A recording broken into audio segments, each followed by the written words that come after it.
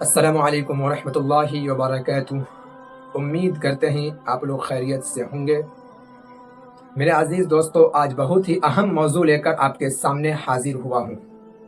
میرے مسلمان بھائیوں اور دینی بھائیوں، یہ حقیقت اور یہ بات ہر مسلمان کو پیش نظر رکھنا چاہیے کہ آج مسلمانوں کے پاس جو کچھ بھی مال و دولت ہے، اس کا اصل مالک اللہ رب العزت ہے، اور اللہ رب العزت نے اپنے فضل و کرم سے بطور نیابت تصرف کرنے کا حق دیا ہے۔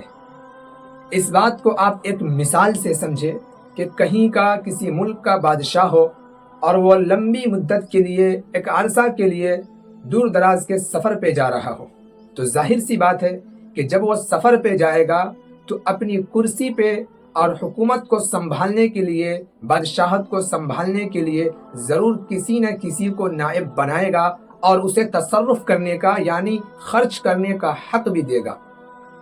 اب وہ دور دراز کسی سفر پہ چلا جائے، وہاں جانے کے بعد اس کے ذہن میں کوئی بات آئے، اب جسے وہ نائب بنا کر آیا ہے اور جو نائب بنا ہے اس کے ذہن میں بھی یہی بات ہے کہ ہم ہمیشہ کے لیے نہیں ہیں، بلکہ جتنے دنوں کے لیے بادشاہ گئے ہوئے ہیں ہم کو نائب بنائے ہوئے ہیں اور ہم کو خرچ کرنے کا، تصرف کرنے کا حق دیا ہے۔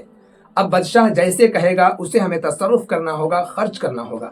اب کچھ دنوں کے بعد بادشاہ کا ایک حکم نامہ جاری ہوتا ہے نائب کے نام کہ تمہیں فلاں چیز سے یہ تصرف کرنا ہے اور یہ خرچ کرنا ہے، تو بھلا کیا نائب انکار کرے گا؟ نہیں انکار کرے گا۔ کیوں؟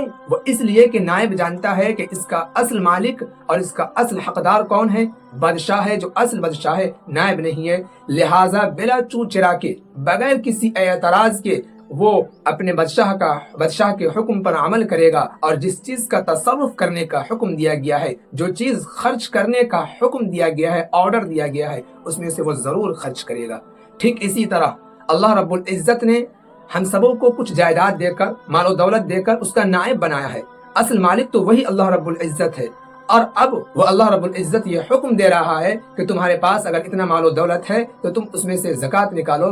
تو اس حکم کے سامنے ہمیں کوئی چونچرا کرنے کی ضرورت نہیں ہے، قیل و قال کی ضرورت نہیں ہے، بس آنکھ بند کر کے اللہ کے اس حکم پر عمل کرنا ہے اور اپنے مال و دولت سے زکوٰۃ نکالنا ہے۔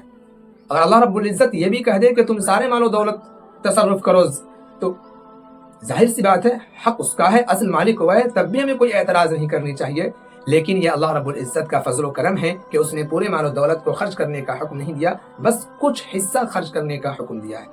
اور اللہ کے کرم پہ قربان جائیے کہ اللہ رب العزت نے ہم پر اتنا بڑا فضل و کرم کیا ہے۔ پہلے کے زمانے میں کیا ہوا کرتا تھا؟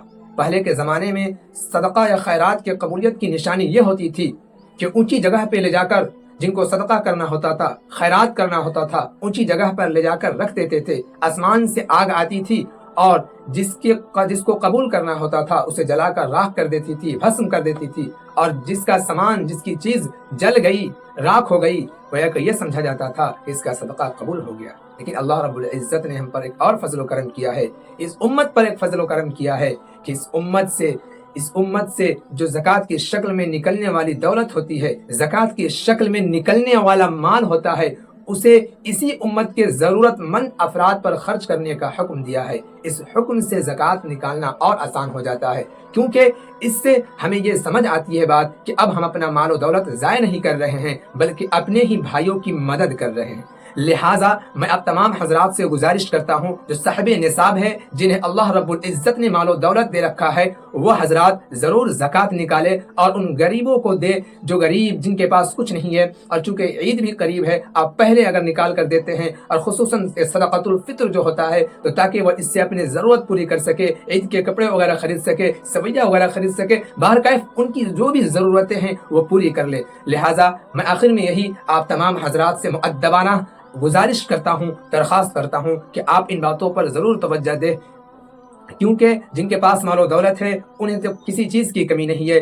گرمی میں ان کے پاس کولر ہے، اے سی ہے، فین ہے، سب ہے، ٹھنڈی کے لیے ان کے پاس ہیٹر ہے، اور ایسے کپڑے ہیں کہ انہیں پہن لے، انہیں استعمال کرے تو بہت کم ٹھنڈی انہیں محسوس ہوتی ہے، لیکن غریبوں کو دیکھنے والا کوئی نہیں ہے۔ اس لیے اللہ رب العزت نے ان کی ذمہ داری بھی اس امت کے مالدار لوگوں پر رکھا ہے۔ لہٰذا آپ حضرات سے پھر میں گزارش کرتا ہوں کہ ان باتوں پر توجہ دے اور غریبوں پر دھیان دے، اور اپنے مال و دولت سے جو زکوٰۃ کی شکل ہے، اس جو زکوٰۃ نکلنے والی ہے، اس زکوٰۃ نکال کر ان غریبوں تک ضرور پہنچائے۔ السلام علیکم ورحمۃ اللہ وبرکاتہ۔